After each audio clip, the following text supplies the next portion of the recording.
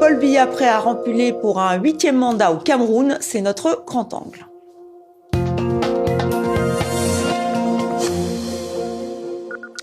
Va-t-il célébrer ses 100 ans à la tête du Cameroun? Paul Biya, 92 ans, est en lice pour un 8e mandat. Son principal opposant, Maurice Kamto, a été écarté de la course à la présidentielle. Ce sera le 12 octobre 2025. Le Cameroun est-il la propriété de Paul Biya? C'est notre grand angle. Donc, bienvenue Vincent Hugeux, merci d'être avec nous. Bonjour. Vous êtes journaliste, indépendant, essayiste, enseignant à Sciences Po. Et avec vous, Yves Plumet-Bobo, bonjour. Bonjour. Vous êtes journaliste à Jeune Afrique et nous sommes en direct de Yaoundé avec Stéphane Akoa, sociopolitiste. Merci d'être avec nous, merci à vous trois. Donc Paul Biya en lice à 92 ans, 8e mandat. Il pourrait vraisemblablement l'emporter. Qu'est-ce qui le motive selon vous? Vincent Hugeux, je commence avec vous. Alors d'abord, il faut se souvenir qu'il fêterait en réalité son demi-siècle. On dit qu'il est au pouvoir depuis 43 ans, mais il était au sommet de l'exécutif dès 1975, puisqu'il a occupé les fonctions de Premier ministre de Ahmadou Ahidjo, l'ex-président.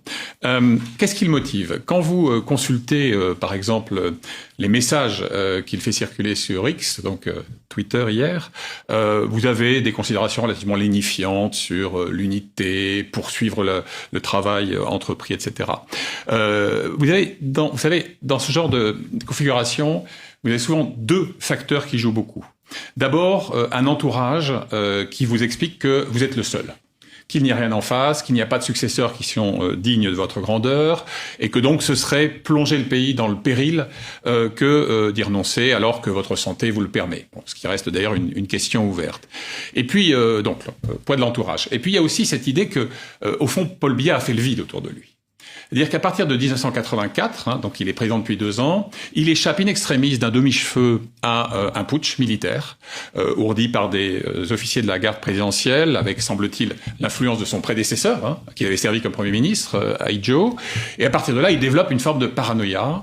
Et vous avez, au fil des ans, au fond, une élite camerounaise qui va avoir le choix entre l'allégeance, l'exil ou une autre vie. C'est-à-dire sortir du champ politique. Et donc, effectivement, vous avez eu aussi, par exemple, des opérations dites anticorruption, mais qui avaient pour vocation première, en tout cas pour certaines d'entre elles, d'écarter tout ce qui pouvait apparaître comme un successeur virtuel ou, a fortiori, un rival possible.